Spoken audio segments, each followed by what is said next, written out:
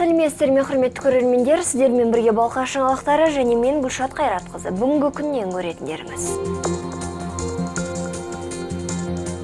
Жаңа нысан бүгін Балқашта 320 орынды балабақша пайдалануға берілді. Осы балабақшаның іші ата-ана ретінде маған өте қатты ұнады. Іші көркем, әдемі, мынандай жақсы ғимарат екен. Енді біздің балаларымызға келешекте жақсы болады деген үміттенеміз. Бәріне ортақ ереже. Жолда жүру тәртібін 5 саусағындай білетін оқушылар жол инспекторларының алдында емтихан тапсырды. Қалалық байқауға қатысуға рұқсат етіңіз. Жерлестер жеңісі. Балқаштың өнерпаздары халықаралық сайыстан жүлдемен оралды. Қазақша мен орысша өлең айттым. Ол өлеңдерге жарты жыл дайындалдым.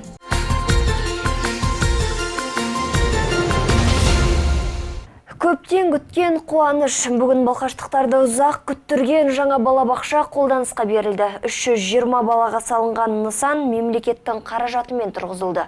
Ал оның ашылу салтанатына өңір басшылары мен арнайы келген қонақтар қатысты. Бұл 320 орынды Балақай балабақшасы. Мұның құрылысы 2014 жылы басталған болатын. Содан міне араға 2 жыл салып, бүгін заманауи бөбекжай қолданысқа берілді. Ал балабақшаның ашылуымен тұрғындарды қала басшылықтары құттықтап, қуаныштарымен бөлісті.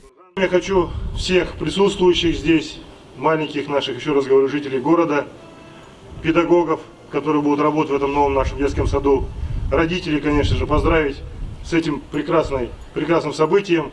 Пожелать всем здоровья, благополучия и творческих успехов. Спасибо. 320 балаға арнайы тұрғызылған 3 қабатты ғимаратта 16 топ тәрбиеленетін болады. Оның бірінші қабаты кішкентай бөбектерге арналса, қалған 2 қабаты ересектер үшін. Заманауи ғимаратта бейнелеу өнері, ән, саз, би үйірмелерінен бөлек бүлдіршіндердің ақыл-ойын дамытатын, патриоттық рухта тәрбиелейтін сабақтар жүргізілмек. Оған қоса балалар компьютердің тілін меңгеріп, күн сайын спортпен шұғылданатын болады. Бір сөзбен айтқанда, мұнда балалар жан-жақты тәрбиеленеді. Детский сад Балақай был открыт в рамках программы «Балапан». Балақай балабақшасы мемлекеттік балапан бағдарламасы аясында тұрғызылды. Мұнда елбасының тапсырмасы бойынша бірінші рет бүлдіршіндер үшін патриоттық кабинеттер мен ақыл-ой дамытатын үйірмелер жұмыс істейді. Нысан барлық ережелерге сай тұрғызылған және қажетті қызметкерлер жұмысқа қабылданды. Ал балалардың тамақтануына келетін болсақ, мұнда бүлдіршіндер 4 мезгіл тамақтанатын болады. Ас мәзірі барлық талаптарға сай жасалмақ. Сондықтан ата-аналардың уайымдауына еш негіз жоқ дейді басшылықтар.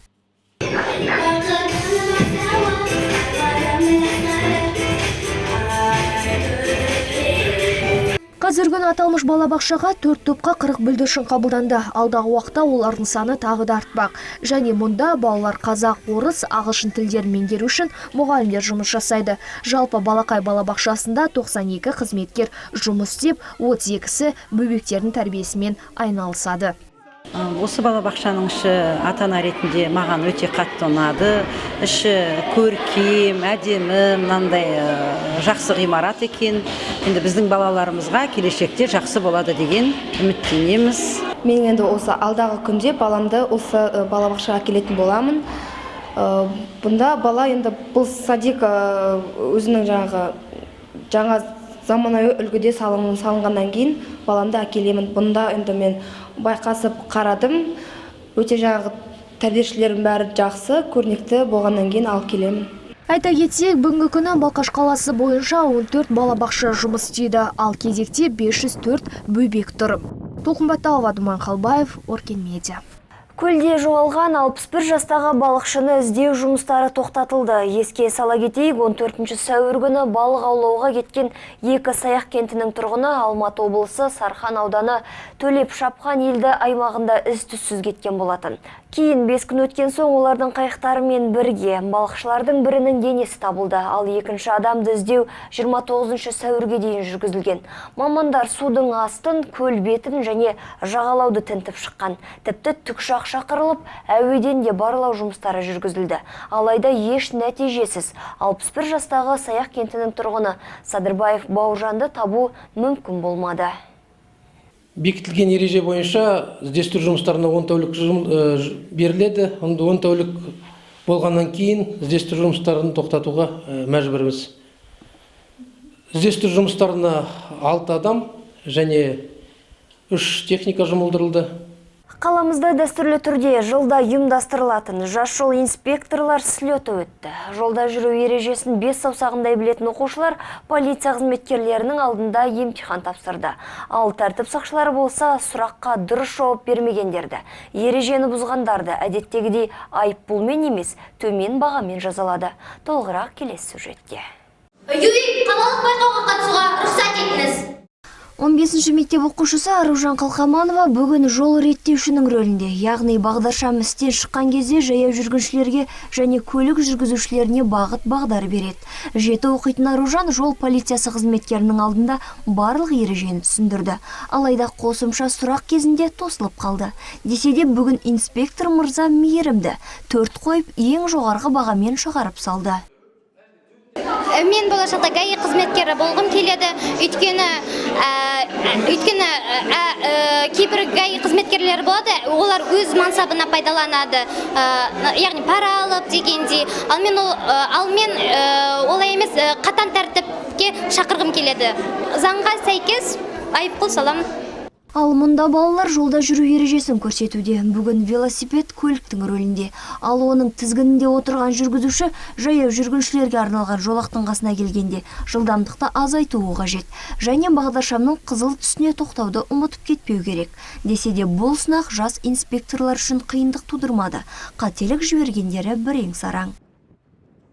Енді бұл жерде жалпы бағаланады велосипедпен жүргені. Сосын көріп тұр, жол белгілері тұр, жол белгілеріне қалай әрекет етеді. Соны бағалаймыз. Негізгі осы алдында келіп кеткен мектептерде болды, енді қатесі деп айтуға болмайды. 1-2 қате болды. Негізінде жақсы дайындалған. Қала мектептерінен келген 15 команда бұдан өзге тағы 5 сынақтан өтті. Оның бірінде жол апаты кезінде қандай алғашқы көмек көрсетілетінін айтса, бірінде жол тәртібінің тарихы туралы тест тапсырды. Әр сынақтан кейін баға қойылады. Және оның қорытындысы бойынша 15-ші мектеп оқушылары ең көп ұпай жинап жеңімпаз атанды. Енді олар биыл Балқашта өтетін облыстық жарыста қала намысын қорғайды. Гүлшат Байтөкешева, Ілияс Тукибеков, Үркен Медиа. Әскери сайыс қаламыздағы мектептердің оқушылары алғашқы әскери дайындық пәнінде үйренгендерін қазылар алқасына көрсетіп, нөмір 16-ші мектеп кортында өзара сынға түсті. Жарыста жалпы шаһар мектептерінен жиналған 15 команда қатысты. Олар әскери киініп, нағыз шенді азаматтарша адымдап жүріп өтті. Мұндағы басты талап қозғалыс ширақ, әрбір қадам анық болуы керек. Сондай-ақ әр топ өздерінің патриоттық ұрандарымен марштауға жеттіғын. Ал қатысушылардың өнерлеріне қазылық көрсеткен әскери қызметкерлер жарысты жоғары бағалады. Бүкіл мектептер жақсы дайындалып тұрды, дайындалып келді. Балалар бәрі жақсы. Көбінесе міне көртүс қыз балалардың командалары көп. Өйткені ұл балалар 9-шы сыныптан бастап техникумдарға кетеді. А қыз балалар көбісі қалады, сол қыз команданың топтары көп болып тұр, бөлімшелер көп болып тұр. Алғыс білдіру. Келер аптада ұлы жеңіске 71 жыл. Соған орай Ұлы Отан соғысының ардагерлеріне құрмет көрсету басталып кетті.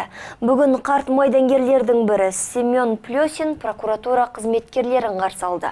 17 жасында отан қорғауға аттанған қария Литва, Латвия, Рига, Кандава елді мекендерін азат етуге қатысқан. Ал соғыстан кейін қираған зауыттар мен өндіріс орындарын қайта қалпына келтіруге атсалысады. Ерлігі үшін медалінің және екінші дәрежелі отан соғысы орденінің егері. Биыл майдангер 90 жасқа келді. Ал құрметті қонақтар әкелген сыйларын тарту етіп ардагерге ұзақ ғұмыр тілесті. Пожелать здоровья. Здоровье уже дало и так до 90, да? Благодаря вашим заслугам мы на сегодняшний день живем в таком мирном земле, в нашем государстве Казахстане. Сәлем, Астана республикалық жас өнерпаздары байқауында балқаштықтар жеңіске жетті. Вокал номинациясы бойынша додаға түскен қалалық өнер мектебінің оқушылары 3 бас жүлдемен 3 екінші орынды қанжығаларына байлап қайтты. Сәлем Астана фестиваліне еліміздің түкпірінен жиналған 2000-ға жоқ дарынды балалар қатысты. Олар ән айту, би өнері және түрлі аспаптарда ойнау секілді 6 номинация бойынша сынға түсіп шеберліктерін көрсетті. Ал қалалық өнер мектебінің оқушылары вокал бөлімінде өнерлерін паш етті. Тыңғылықты дайындықтың нәтижесінде 6 жерлесіміз жүлделі орындардан көрінді. Атап айтқанда Ролан Сағындықов, Бекнұр Әлімхан және Мағжан Махабаев бас жүлде иегері атанды. Сондай-ақ өзге тағы 3 әнші екінші орын алды. Мен Сәлем Астана жарысына қатыстым. Ол жерде қарсыластарым дауыстары жақсы болды. Сол қазақша мен орысша өлең айттым. Ол өлеңдерге жарты жыл дайындалдым. Қалалық өнер мектебінің жеңісі бұл ғана емес. Аспаптар бөлімінде білім алып жүрген оқушылар Ресей елінде бірінші рет өткен халықаралық үрмелі және ұрмалы музыкалық аспаптар байқауында бірінші орын алды. Аталмыш өнер сайысына Қазақстанның атынан Астанадан 1 бала және Балқаштан 2 оқушы қатысты. Жерлесіміздің бірі Дана Ислямғалиева, 5-ші сынып оқушысы, блок флейта аспабымен классикалық 2 шығарманы орындап елді таң қалдырды. Дананың музыкалық аспаптың тілін меңгергеніне 1 жылдың жүзі ғана болған. Десе де жерлесіміз өз тобында үздік атанды. Сонымен қатар ересектер тобында ел намысын қорғаған Юлия Сазанова да қалыспай ел атағын жоғарғы деңгейде қорғады. Флейтамен шебер ойнаған балқаштық өнерпаздар бірінші орыннан көрінді. Балалардың өнерлерін білікті композиторлар Ресей елінің консерваториялардың мамандары бағаларды. Олар біздің оқушылардың өнерлеріне тәнті болды. Орындауларында ешқандай кемшілік жоқ екенін айтты. Байқауға жоғарғы деңгейде дайындалды деді. Және бізді тағы бір Ресей елінде өтетін музыкалық аспаптар байқауына шақырды. Бүгінге келіп түскен жаңалықтар легі осындай, ал ертең балқаштықтарға арзан пәтер алып берем деп елді сан соқтырған айлакер келіншектің қанша жылға бас бостандығынан айырылғанын, сондай-ақ қала жолдарын жөндеуге қанша қаржы бөлінгенін айтатын боламыз. Өткізіп алмаңыздар, амандықта жүздескенше.